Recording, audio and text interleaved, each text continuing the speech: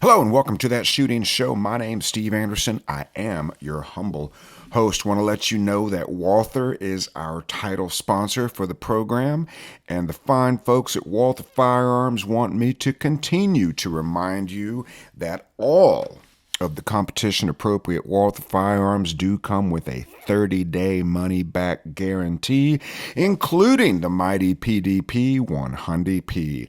I'm just telling you, it is an excellent choice for carry optics. If it's not on your radar and you're looking for a new carry optics gun or production gun, go check it out.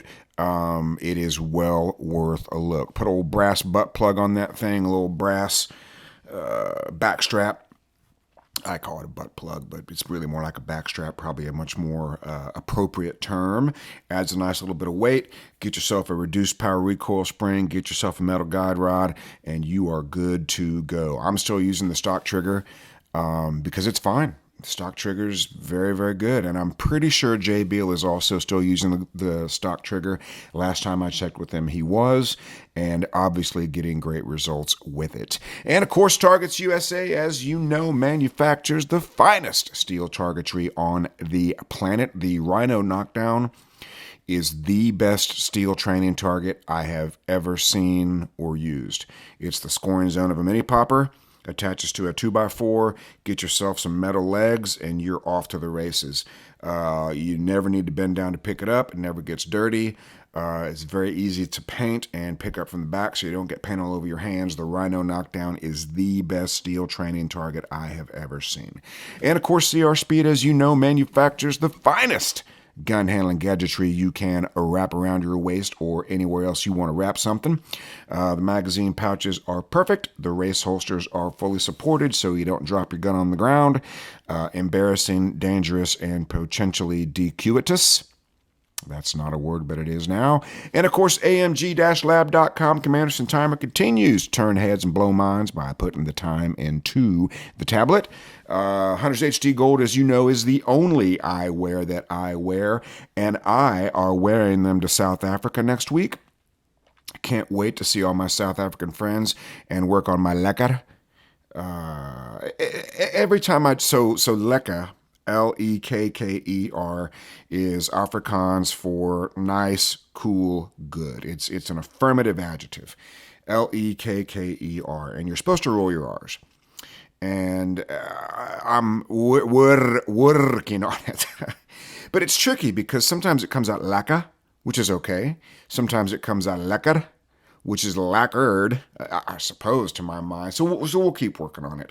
My all-time favorite Afrikaans word is rarig, which I believe is you guys can work on this on your own time. You can try it on your South African friends if you have any, which I believe is sort of a declaration that something is being outrageously questioned. I think it's REHRIG, but what I really want to tell you about is braaibroodjies. Braaibroodjies, and I'm pronouncing that perfectly, by the way, it's the world's greatest grilled cheese sandwich, but you have to wait till 11 p.m. to eat it. See, in South Africa, they do things backwards. In America, if the cookout is at 5, we eat at 5, then we socialize till we're done. South Africa doesn't work that way. You get there at 5 and you eat when everybody's good and ready. Which is usually around 9 p.m. because they have to make the fire. You got to wait for it to turn to coals. And then you get around to cooking about 9 p.m., 10:30. So if you ever get invited to a South African braai, take a snack.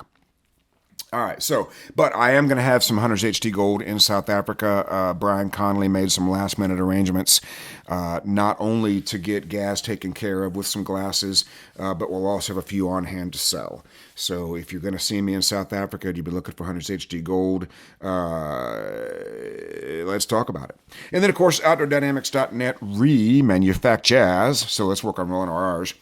Outdoor Dynamics remanufacturers. The finest competition ammunition you can dispense from a Freedom Seed dispenser. If you don't want to pull the handle, let them do it so you don't have to. And of course, Shooting Sports Innovations is a lot to type because there's a lot to see.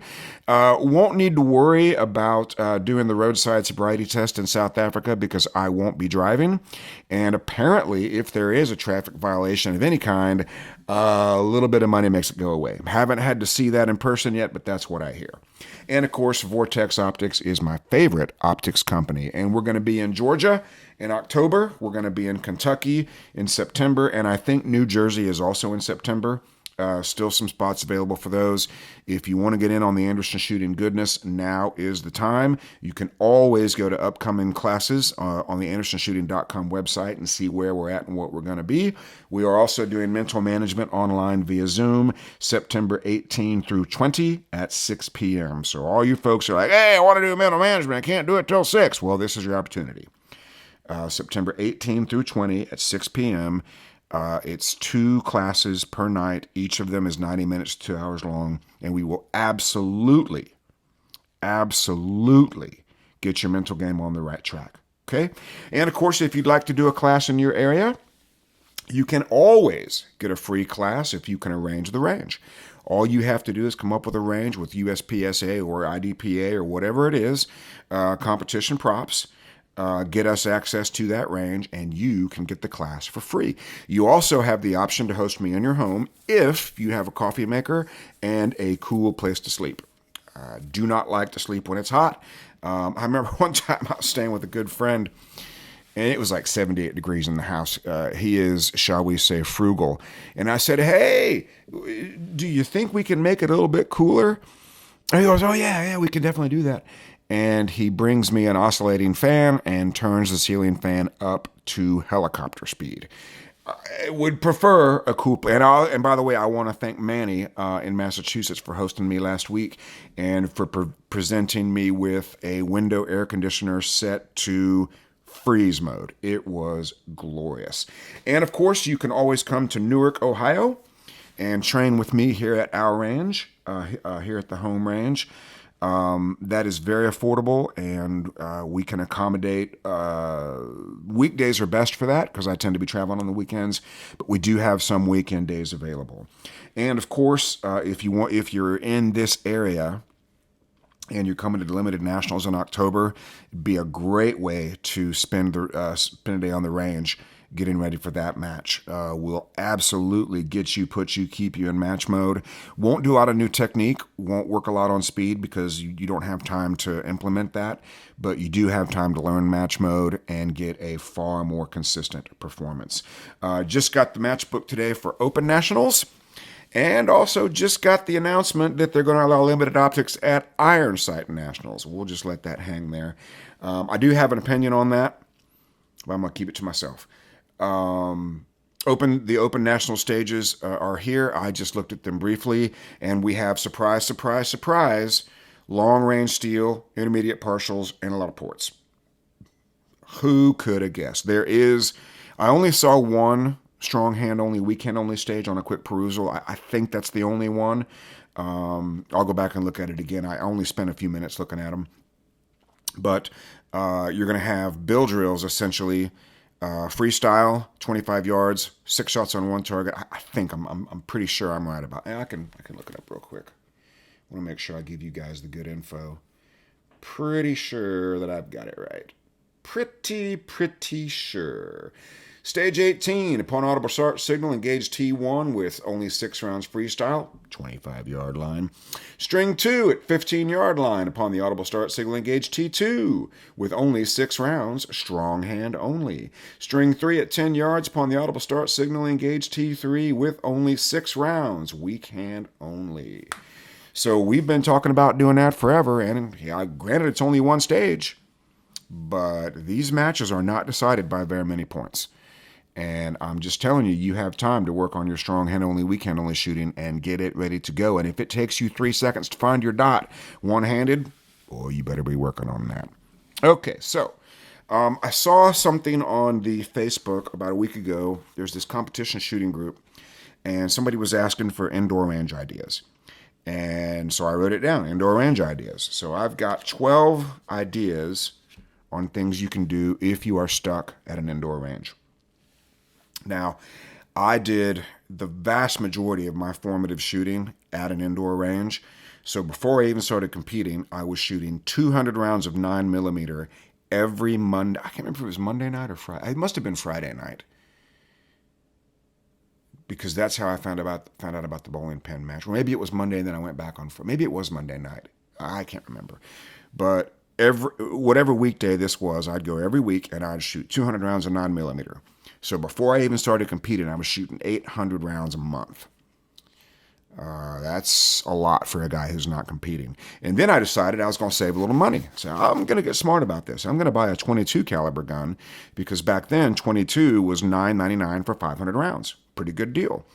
So after my brilliant idea to save money, I'm now shooting 500 rounds of 22 and 200 rounds of 9mm every Monday night. I think it was Monday. So now I'm shooting 700 rounds a week. And I'm not even competing yet. And most of it was at a soda can on a string at 25 yards. And so here I am shooting 700 rounds a week at a pop can on a string at 25 yards, mostly. And then I go to a bowling pin match where the bowling pin is 21 feet away. And then I went to a steel challenge match where the targets are considerably larger than pop cans, and most of them are closer than 25 yards. So I learned how to shoot accurately. And I didn't even really know what I was doing. All I kind of figured out was when I fired the gun without disturbing it, I tended to hit the can. Pretty shocking, huh? So let's talk about the advantages and the disadvantages of indoor ranges. The first advantage is low light. Most indoor ranges have poor lighting, and that makes the bullet holes hard to see. Yeah, I know, it sucks, can't see them. I say that is great, because most of what we're going to be talking about has to do with shot calling. And if you can't see your bullet holes, you're going to be calling your shots. Okay? I put this under an advantage. This is actually a disadvantage. It will be louder than normal, but if you go into indoor ranges, you probably already know this. Use double hearing protection. Put foamy earplugs in under your earmuffs, but double up on the Ear Pro. Number one, to save your hearing. Number two, so you don't develop a flinch. And you'll be less bothered by other shooters in adjacent lanes. And also, please keep a lookout for safety. I see so much unsafe stuff at indoor ranges. The good ones are keeping a pretty close eye on it, but people will be carrying guns around. They'll be doing all kinds of crazy stuff. So stay in your lane and look out. Just be careful at the indoor range. Disadvantages, or are they disadvantages? Remember, everything in your shooting career is either an obstacle or an opportunity. It's either a problem or presents a solution. But you may not, probably won't, be allowed to draw from a holster. That's okay. Rapid fire may not be allowed. Rapid fire is usually customarily defined as more than one shot per second. That may not be allowed. And the other thing I've learned about indoor ranges, once they get to know you, you may have some leeway on these rules. I'm not telling you to go in there and ask for permission right off the bat, but once they get to know you at the indoor range, you may be able to say, hey, there's nobody but me here. Do you mind if I do some holster work? Or you could say, hey, I'm the only guy here right now. Do you mind if we bend the rapid fire rule? I've been coming here for 6 months and I'm obviously safe. So just keep that in mind. You will likely only have access to one lane and one target. That's something else that might be negotiated. Hey, nobody else is here. Do you mind if I run between these two booths and do some movement? Well, hey, all they can say is no. Your timer may not work correctly with other shooters in there. In fact, it probably won't. But the start tone will. And that makes it great for match mode shooting. Right? Even if the timer is picking up other shooters' shots. I haven't tested it in a very long time. What happens in an indoor range with other shooters shooting? I'm guessing it's going to pick up most of everything. But I've not tested that, so I don't know for sure. But it doesn't matter because the start tone will work, and that's really all you need. And all of these things are either obstacles or they're opportunities. And the other neat thing about the indoor range is it may, or it should, maybe force you to do the things that you maybe don't do. For example, group shooting. Group shooting is the single best way to learn subconscious trigger control. Every shot has, so different shots have different levels of trigger manipulation that are acceptable. If you're really close to the target, you can slap it, and you need to be quick. But as the targets get further away, we need to be a little gentler on that trigger. And I think group shooting, in fact, I know, builds subconscious skill with regard to trigger control if you do it correctly. So there's 3 things that are important for good group shooting. The first one, everybody's on board with. Aim the gun. We got it. Aim the gun. But then I want you to accept the wobble that is inherent in the sight picture, which really means you're done aiming the gun. We used to say aim, stop aiming. I don't like telling people what not to do, but that's an easy way to describe it. Meaning once you've got a good enough sight picture, you can't aim that gun any better. So don't try. Accept the wobble. So aim the gun, accept there's going to be some movement, and then allow the gun to fire without disturbing it. This is normally best learned with something approaching a surprise break. It's not a, oops, I crapped my pants surprise. It's more of a gentle, there it is surprise. And somebody who's watching you shouldn't be able to see your finger move when you're shooting groups. And I like to shoot groups to the head of a USPSA target. I don't like to aim at something really small. You want to avoid micro aiming. The problem with micro aiming when you're group shooting is you'll be acquiring your sight picture, and you'll be like, no, there it is, yes. And when you say yes, that is not a surprise break, and that will very commonly induce a trigger jerk. And then most people will try to solve it by aiming more. I know I did that in the beginning. Oh, the shot didn't go where I wanted to. I must not have aimed it correctly. Well, if the sight picture was acceptable, the only reason that bullet didn't go within that acceptable sight area, that acceptable wobble zone, is that you disturbed the gun when you fired it.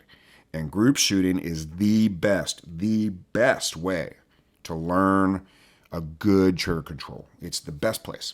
And you're looking for a group the size of about a coffee cup lid. Good old-fashioned, probably a large coffee. And that's what you're looking for. I want you to do it freestyle. I want you to, with me, that means both hands if you're new. If that means strong hand only, I don't like to shoot strong hand only. Well, we'll come back to that in a minute. Keep telling yourself that, Hot Rod. And then weak hand only or support hand only, right? One of the great things about the rapid fire restriction is shooting one-handed is probably not going to be rapid fire anyway. So you can take advantage of that anti-rapid fire loophole to practice something that you haven't been practicing and you may not want to practice. Okay, so group shooting. You're looking for a small group about the size of a coffee cup lid. And then whatever distance you can shoot that coffee cup lid and just start backing it out. And you can begin shot calling right now in this process by seeking to predict what you're going to find as you bring the target back. You may have a sensation caused by something, one of those is going to be low. And that's shot calling. You may have a sensation that says to you, one of those is going to be to the left. And that's shot calling. Okay, which brings us to shot calling. Shot calling is knowing where the shot went as the gun fires. Not before, because that can still be disturbed. Not when you touch the trigger, because you can still disturb it. When that gun goes off, wherever the gun was pointed at that moment is where that bullet is going to go. Okay? And not after either. A lot of times people will see the top, with the dot gun, they'll see the top of the dot tail. Maybe it went up and to the right, or maybe it went up and to the left. Well, if it went up before it went to the left, that bullet was gone. That does not tell you where that bullet went. That simply means there's a grip inconsistency of some kind. Are you telling me that the lack of rapid fire could reveal a grip inconsistency if we're paying attention to it? Isn't that interesting? So what you're looking for is the instant the sight lifts as the gun fires. And with the smaller the gun And the faster the slide, the harder it is to see. So Glock 19, factory 115s, pretty hard to see. Larger gun, Walther PDP, 147 grain ammo, slowing the slide down, makes it easier to see. You can call your shots with reasonable accuracy if you're not seeing the instant it lifts, but true shot calling is seeing the instant that the sight lifts. And you want to start aimed at it before moving to low ready or table starts.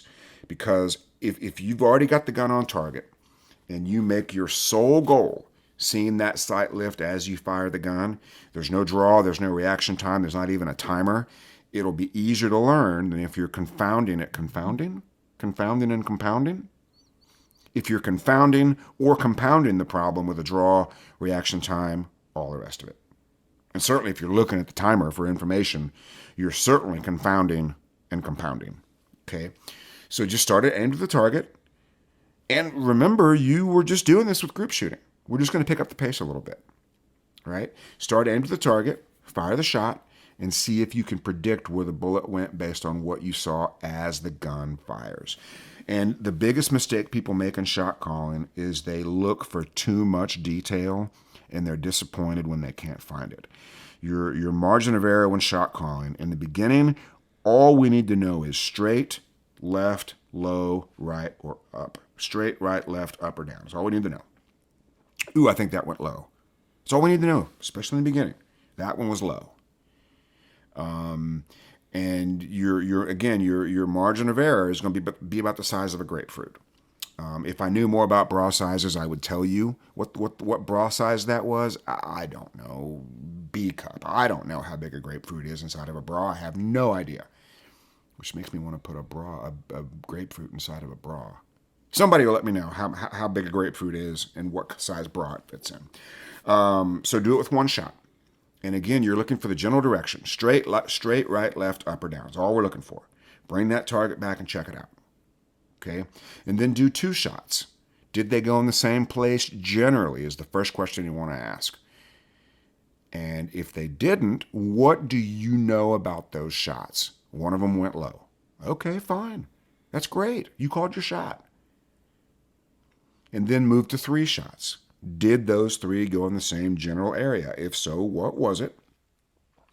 And if one of the shots is different, let's say you're shooting three shots, there's two straight ones and one went low. You need to know which one that was. That is the evolution of shot calling. One of these shots didn't go straight. Which one was it? In the beginning, it doesn't really matter too much why it didn't go straight. It only matters that you saw it and you know which one it was. And this is a phenomenal time to begin asking yourself, what is happening as opposed to what am I doing wrong? What am I doing wrong destroys the self-image by assuming you're doing something wrong. What is happening is a question that says, hey, what's going on here? Well, moving the gun when we fire it. Okay, we can fix that. What do I need to do to get these bullets going straight? And when you're practicing shot calling, the goal is not shooting perfect shots. It's knowing when you didn't shoot perfect shots. That's the only reason you need to call your shots. If all you shoot is perfect shots, you don't need to call your shots. You're good to go. But that's going to be slow. Ensuring perfection of every shot is going to be slow. Okay? And as the number of shots goes up, the level of detail goes down.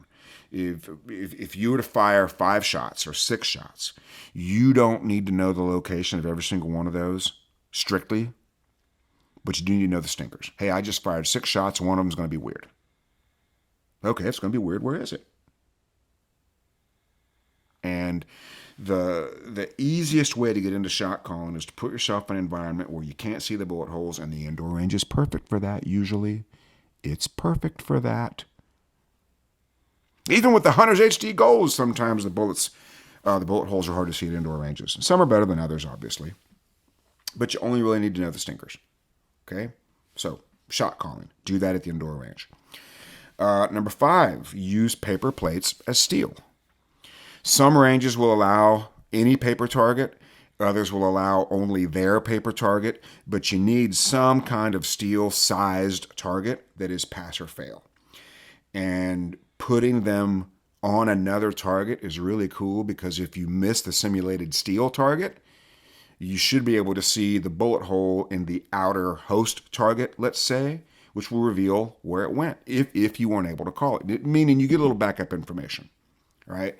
I've got a circle drawn on the target, represent my steel, or I've got a paper plate or whatever I've got. I suppose you could do the same thing. Well, let's just stay with steel for now. I think I hit it. I bring it back. I didn't hit it, and the host target, the outer target, reveals where the bullet actually went. And this can be a great environment in which to see the sight lift, right? Aiming at a paper plate, if it's superimposed on another target, it can be easy to see it lift in that environment. And I'm going to let you in on something that some people think is stupid and some people think is brilliant. You're going to love this. Aim at the paper plate to ensure a hit, and then confirm it was a hit. And then shoot an intentional miss on the simulated steel and or i.e. paper plate. Well, yeah, it's a miss. What you need to know is the difference visually between those two events. That's brilliant. That's the dumbest thing I ever heard of. And those reactions go across the board. But here's why it's brilliant. If you know what a hit looks like, and you know what a miss looks like, and you might need to do it a couple times to see the difference. And we're talking about the difference as the gun lifts, by the way. Okay? If you know what a hit on steel looks like, and you know what a miss looks like, unless you're J.J. Rakaza, you don't ever need to watch them fall down. If you're J.J. Rakaza, you might want to have a second look. Most of you know why that's funny. All right, and then that brings us to table starts.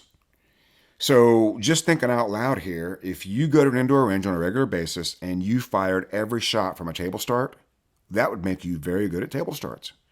Loaded table starts, unloaded table starts, that would make you great at table starts.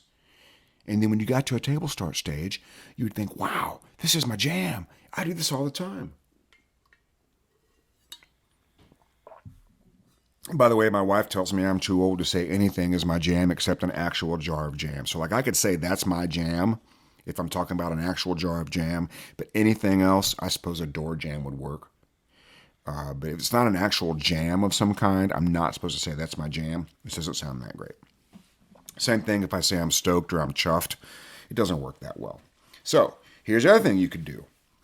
One shot, reload, one shot. With or without a timer.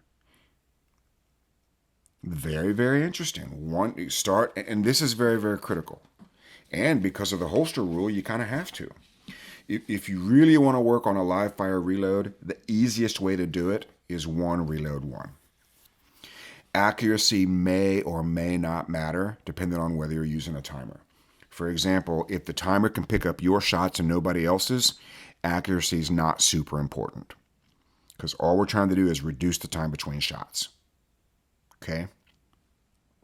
You're telling me to practice not hitting anything. No, I'm not telling you that. What I'm telling you is what really matters is the time between shots. And we can make that time a lot lower without an accuracy standard, and you'll learn what it feels like to do it faster. That way, when you do bring back an accuracy standard, you will be subconsciously faster at it. It's almost like you're increasing the limit of human function for a skill. And then when you go to use the skill in competition, the limit of human function will be increased. Thereby, that skill will be executed quicker, resulting in a better time and a higher hit factor. Holy moly, it's almost like I've got this figured out. So one reload one. Again, it takes out the draw by definition. You start aimed at the target, fire a shot, load the gun, fire another shot. If we're using a timer, all we care about is safe shots. Yeah, I got that right. If we're not using a timer, then you can put an accuracy standard in there. But I wouldn't make the accuracy standard very difficult because that's not what you're working on. Remember, gang, you'll never get faster and more accurate at the same time. But isolated, it's very easy to get faster. It's very easy to get more accurate. Easy, easy, easy, easy, easy. It's just impossible to do both at the same time. And typical disclaimer, You need a rock solid match mode before you do a whole lot of speed load work. Okay, I already covered that. Okay, headshots. If you're using USPSA targets or IDPA targets, you can do headshots. You could do unloaded table start headshots. Holy moly. Wouldn't that be great? You can do those freestyle. You can do those strong hand only. You can do those weak hand only. So table start, weak hand only headshot. One or two. If you can't do rapid fire, just do one. Strong hand only. Unloaded, table start, headshot. And if you can't rapid fire, we're just going to assume that, you could do all one-shot drills. You could do a one-shot reload to strong hand only and or weak hand only with a loaded or an unloaded table start. I feel like I just went Glenn from Letterkenny. If you know Kellen Bouchain from Vortex, he can do every voice of every character of every show. So if you know Kellen, call him or text him right now and say, I want to hear Glenn the Preacher when they thought somebody stole the money. You could do a one-shot reload to strong hand only and or weak hand only with a loaded or an unloaded table start. And then you can call your shots as you bring the target back. You could be doing this the whole time. As you're bringing that target back, are the shots going to be acceptable? You should know that as the gun fires. That is the definition of shot calling. Are the shots, is the shot acceptable as the gun fires? That is the definition of shot calling. And I think shot calling can be easier. Strong hand only, weak hand only. Wait a second, we're getting pretty close to a trifecta here. Are you telling me I should go out and practice one-hand shooting and shot calling at the same time? Yeah, I am. An indoor range is perfect for it. Here's what else is perfect for the indoor range. If it goes to 25 yards, guess what? You don't got to walk 25 yards to paste your target. Technology will do that for you. Just zing that sucker right on back, no walking. And bill drills at 25 yards may or may not be rapid fire. Most people are going to be under a second in between shots.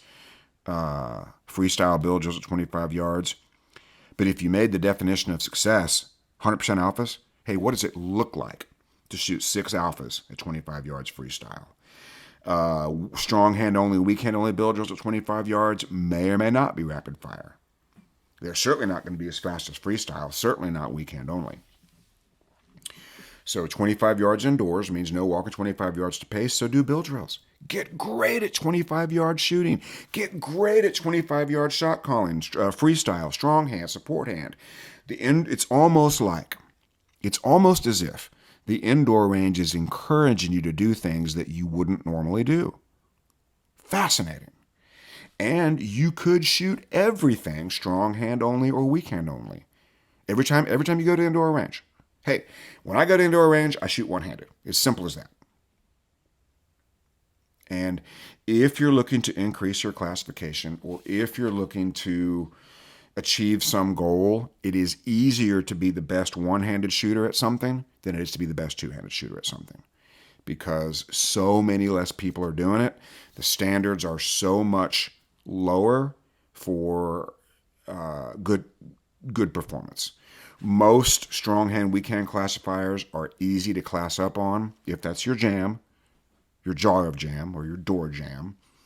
Most of them that involve one-handed shooting are easier to class up on, and those are easy stages to win. If you're looking to win stages, get really great at one-handed shooting. If you're looking to be a state champion, you could be the best one-handed shooter in your area a lot faster than you could be the best two-handed shooter in your area. Okay? And if you only have one hand, I apologize for the unfortunate things that I've said. All right, so I hope you've enjoyed today's program. Want to remind you, please go to andersonshooting.com, check on upcoming classes. If you have a podcast idea, let me know what that is. I'm not necessarily running low, but I could certainly use some ideas. If there's something you want to hear me talk about, you let me know what that is, and I'll be happy to talk about it. I think that's it for today's program. Stay tuned for a breakdown of the Open National stages. I'm leaving for South Africa on Tuesday, and I've got a very busy Monday. May try to get that done over the weekend in between the honey-do list. All right, so until we meet again, Be like me, do what I do, say it with me. 1, 2, 3, get to work.